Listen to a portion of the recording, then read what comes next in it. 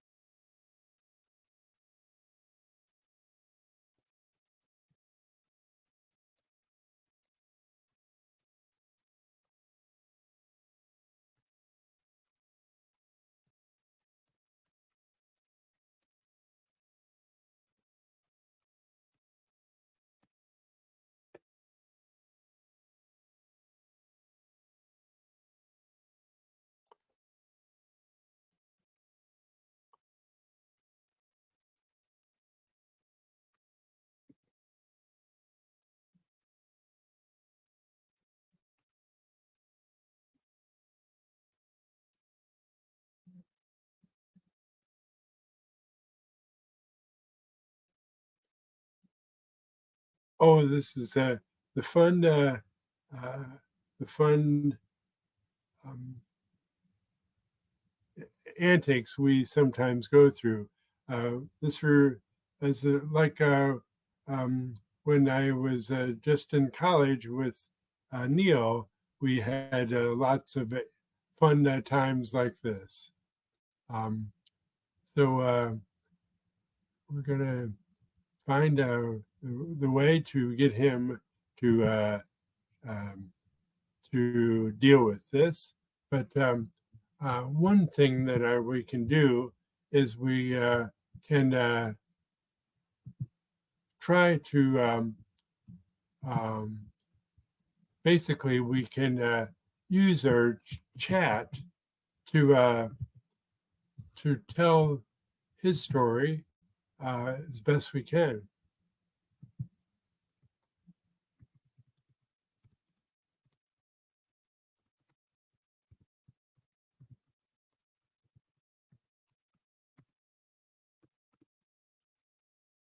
All right. Well, Neal, um, our CEO says um, we're going to have to reschedule this, but um, I wonder if we can um, do this another way. I'm just thinking. Um,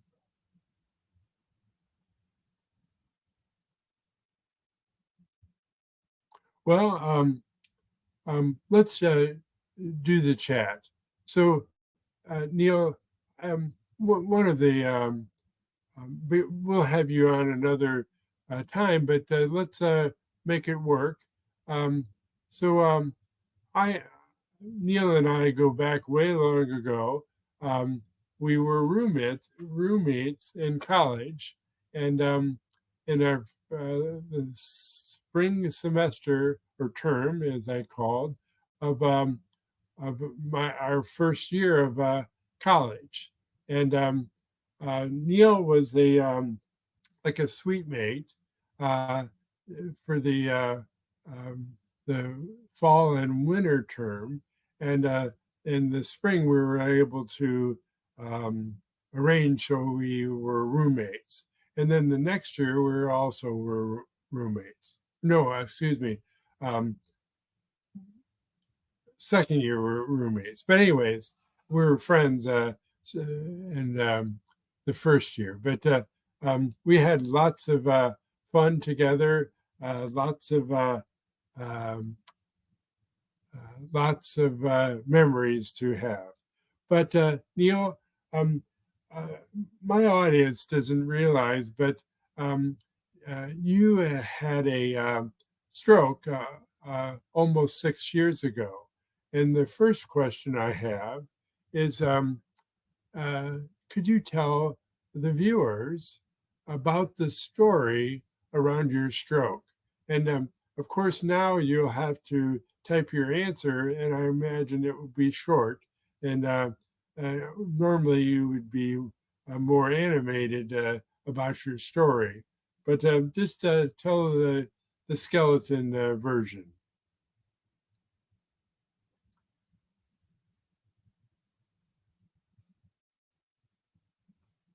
This is fun. It's called when when the life gives you lemons, you make a lemonade. We'll just figure out how to work and to make it still be um, worth your time uh, um, to find out about his story and why you will be, um, your life will be better for listening or reading.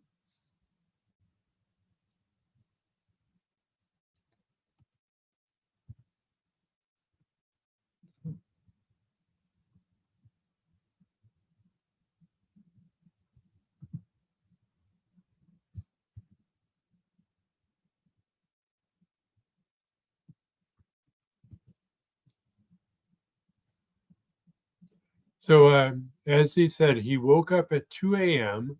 with the worst headache ever. that's it's really important. If you ever have looked at the BFAST acronym, was they put out for the stroke community is trying to make everybody be aware of the signs of a stroke.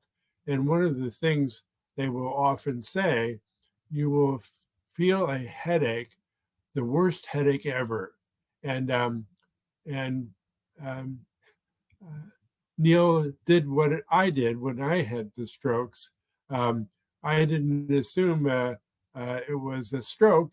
Um, I'm too young to have a stroke. And then he toughed it out for 24 hours before going to the ER. Remember, you want to, when you feel um, a, a sudden headache and it really hurts, go to the hospital. Please go to the hospital. The worst they can do is tell you it's they can't find any reason for it, and they give you something for the headache. But Neil says, unfortunately, he did not know the BFAST acronym. After going to the ER, I was transferred via ICU ambulance to a tertiary care hospital where he was diagnosed. So that's the other thing. Often, if you do not live in a metropolitan area, the hospital you would commonly go to may not be equipped to handle you, but they can be equipped to diagnose you often. So, whenever, if you live in a rural area, please still know to go to the hospital because they can assist your diagnosis and get you the help you need. So, so Neal, um, oh, he was diagnosed with a darn it, those darn my the speech difficulty uh, because of the first stroke, it took out my speech center. But he had a subarachnoid hemorrhage in the midbrain region. So for some of you, that means something. For others, it doesn't. But basically, he had a special kind of a brain bleed. His vessel had was bleeding, and um, he had to do something about it. He says it was very painful, and I was confused about what was going on. I imagine he was, as many people would be. When I, I went to the emergency room with my wife, I had a CT taken of my head, and the doctor came to me about 3 hours after I was admitted, and he told me that I had a stroke. And I assumed that he had made a mistake and he had confused me with one of his other patients. Again, I was in denial. denial. And I imagine for Neal, it was hard to grasp what he was dealing with. Excuse me. All right, Neal, I'm going to give you the second question. So, what was one of the biggest challenges you faced since you've been on your stroke recovery? He said after about 36 hours, he was stabilized, according to the doctor, but he was certainly not stabilized emotionally. And that's very much the case. I had, it's called by a lot of names, but my emotional um, um, capabilities was all messed up. I laughed a lot, I cried a lot, and I was mad a lot before I had the strokes.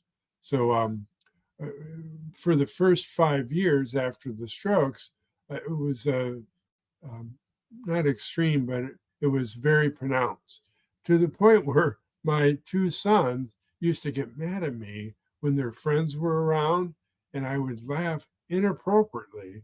They would look at me and say, "What's funny?" And um, I tried to explain to them what I was laughing, but it didn't make sense. So that's just when you're emotionally um, um, knocked off the center, you can have some difficulties when you had a stroke. All right, Neal, what about the second? What was the biggest challenges or challenge you faced? He said one of the biggest challenges was accepting what had happened. Um, Often, when we have a stroke, our identity is disrupted or changed completely different. And that's hard for people to grasp both the stroke patient or the stroke, I call him thriver. The stroke thriver doesn't realize what's going on, and the people around him, the people that he loves, and the people he comes in contact with, often don't understand. So he stopped working professionally as an attorney, and he went to work for the Chicago Cubs, the baseball team, in guest services as part of his recovery. That can be so important if you can get in um, and do something that makes your mind be active is really helpful. Even though um, um, even you feel like you can't do, maybe you need to do it still. He also found that his level of coordination was initially at a low level, which was hard to accept, especially when he'd always been athletic. Very much so, Neal. I can relate. Um, Basically, to being walking around normally, and 48 hours later, I was bedridden and I really couldn't get up. It was hard to stomach, so to speak, because once again, my identity wasn't caught up with what the reality I was dealing with. And I imagine it is for you. The Chicago Cubs provided a great place to recover. They were a great employer and accepted me and all of my limitations. That's what he said.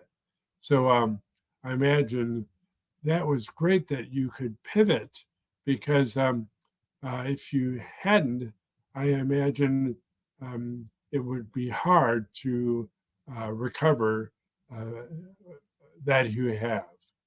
So kudos for you, Neal. And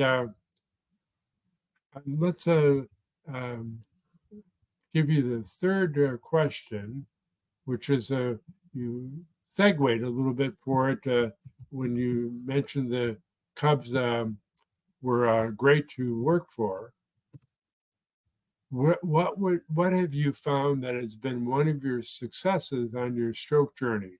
So besides um, the Cub organization and your work, what else did you find was successful for you upon your recovery?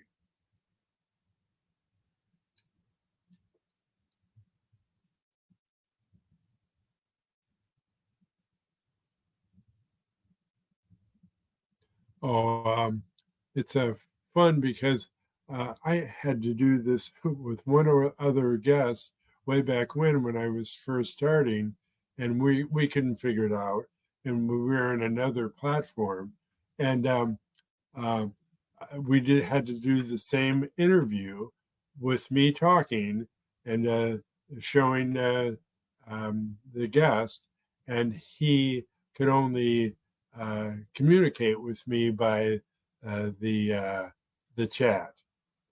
Crazy. Oh well. We find that, like I said early on in the meeting, and today I said, like when life sends us lemons, we will make lemonade out of it.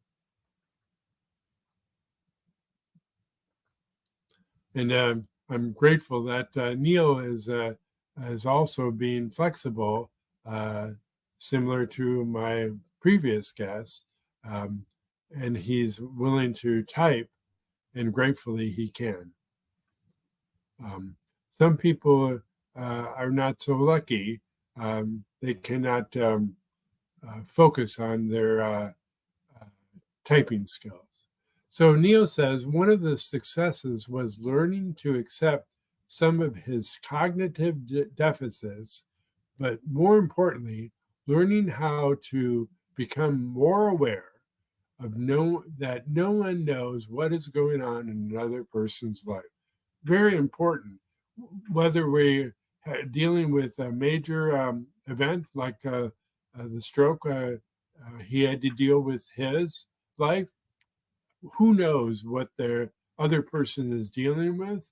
And we please try to get in the mindset of what Neil says. Um, because if we don't realize that another person may be having um, a big event that is not too pleasant, um, we often are frustrated or mad or sad or something because the other person isn't responding as we think they should. I have always tried to be kind, but this incident has led him to be kinder because you never know what someone else has gone through or is going through in their life. Very wise words, Neil. Um, and I think we can learn always, because life has a way of making us aware or giving us with the opportunity to be aware what is going on around us. When we focus less on us and more around us and the people around us, we find that, like Neil found, he can be more kind than he was before. And I know that too. I've learned that I can learn to be more understanding of others, because often, especially with the speech difficulty, I have often have difficulty expressing myself, and the other person or other people will almost treat me like I'm deaf, and they will talk louder and slower, and and um, if I want to, I can get annoyed that they're treating me like a child, so to speak. But people do the best that they can in any given situation. So his memory, said, my memory is not as good as it used to be, particularly hit my short-term memory. At the same time, I've recovered sufficiently to go back to work. I now work at a major healthcare system in compliance and am able to contribute at a fairly high level. I like helping others, but indirectly. And um, he mentions that, but his heart is in place with, he wants to help others, and he always has. I know that since I met him in college, I was struck by how much he loved to help other people. And I'm glad that he has found a way to contribute to others. So, well, I know that was a little bit later, longer than we normally do, but Neil, I'm thankful that you were able to stick with it and tell us your story and your challenge and your successes.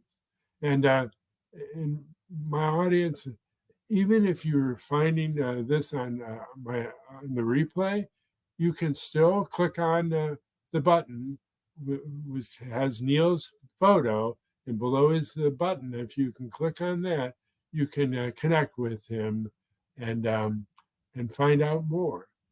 And he says Brent, thank you for helping so many others through your support show. Thanks for keeping me on your show or having me on your show. Keep up the great work. I will, Neal. And remember, whatever you are, to your success.